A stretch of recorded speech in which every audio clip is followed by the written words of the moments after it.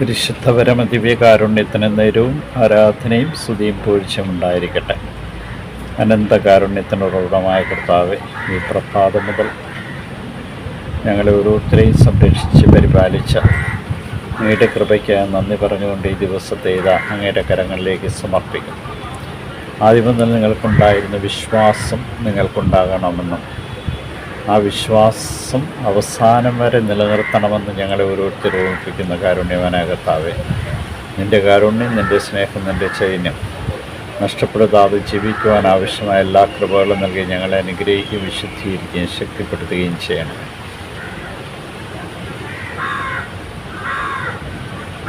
നിങ്ങളുടെ ഹൃദയം കഠിനമാക്കരുത്. കർത്താവിൻ്റെ സ്വരം കേൾക്കുകയും അതനുസരിച്ച് ജീവിക്കുകയും ചെയ്യണമെന്ന് ഞങ്ങളെ ഓരോരുത്തരെയും ഇന്ന് വചനത്തിൽ ഓർമ്മിപ്പിക്കുന്ന കർത്താവെ, കുഷ്ഠരോഗിയായ മനുഷ്യൻ സമ്പൂർണ്ണ ഹൃദയത്തോടെ അങ്ങയുടെ പക്കലേക്ക് കടന്നു നിന്നുകൊണ്ട് യാചിക്കുന്നുണ്ട്. കർത്താവ്, മനസ്സുണ്ടെങ്കിൽ അങ്ങേക്ക് എന്നെ സൗഖ്യപ്പെടുത്തുവാൻ കഴിയും.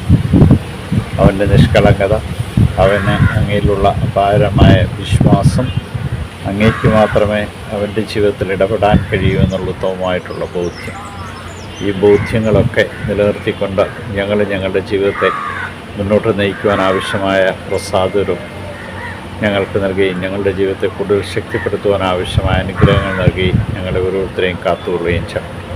നിൻ്റെ കാരുണ്യം, നിൻ്റെ സ്നേഹവും, നിൻ്റെ ചൈന്യവും ഞങ്ങൾ ഓരോരുത്തരും നിലനിർത്തിക്കൊണ്ട് മുന്നോട്ട് പോകാൻ ആവശ്യമായ കൃപകൾ നൽകി അനുഗ്രഹിക്കണം.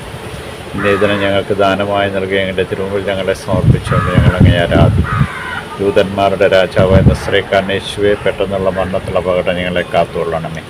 പ്രഭാതത്തിൽ എഴുന്നേറ്റ് അങ്ങേ മഹത്വപ്പെടുത്തുവാൻ തക്കവിധം സുഖമായ നിദ്ര ഞങ്ങളെ അനുഗ്രഹിക്കുകയും ചെയ്യണമേ.